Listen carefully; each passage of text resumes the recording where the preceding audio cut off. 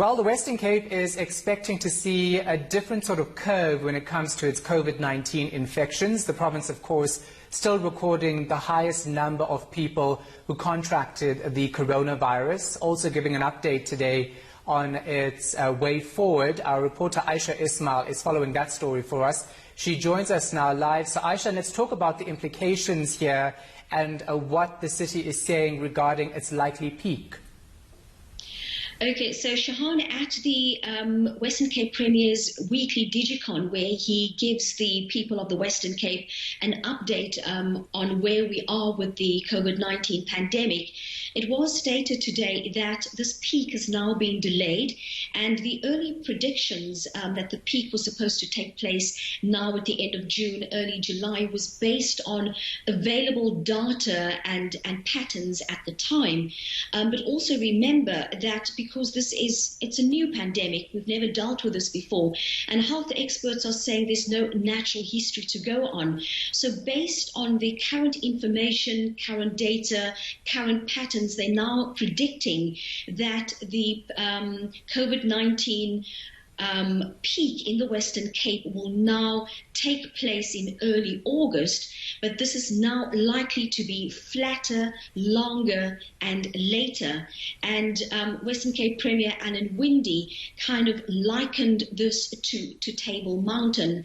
But health authorities are saying the fact that it's now been pushed out does not mean that people must not continue to practice social distancing, practice good hygiene and the wearing of masks, and they're calling on people to still continue to change their behavior.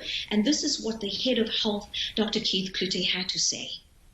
We mustn't take any slowing of anything or any peak as we relax our efforts.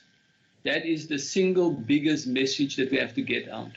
And that is behavior change is absolutely necessary. And it has to be sustained for 12 to 18 months until there's a vaccine. Now, Aisha, of course, today we heard that in Gauteng there might be a shortage of beds when it comes to taking care of people. What's the situation in the Western Cape? Well, the Western Cape has always taken a pessimistic view, and they were planning for the worst. And given that the fact that the peak has now been pushed out, and they're saying that they do not need as many beds and as many health workers as earlier predicted, their main concern at the moment is, or one of their main concerns is the well-being and health of healthcare workers. Now, we heard earlier that about 3,000 health workers in the Western Cape tested positive for COVID-19. At least 29 have died so far, but Dr. Cloete also talked about the preparations that they have put in place for this. For the 5,000 shortfall of staff, it was premised on the fact that we need 7,800 beds at the peak. With the recalibration of 5,000 beds at the peak, and that we've already provisioned for that, our staffing needs now significantly is less.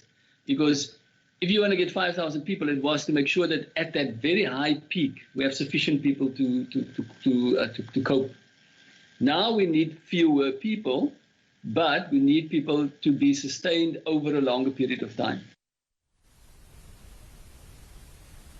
Aisha Ismail is in Cape Town. Thanks for that.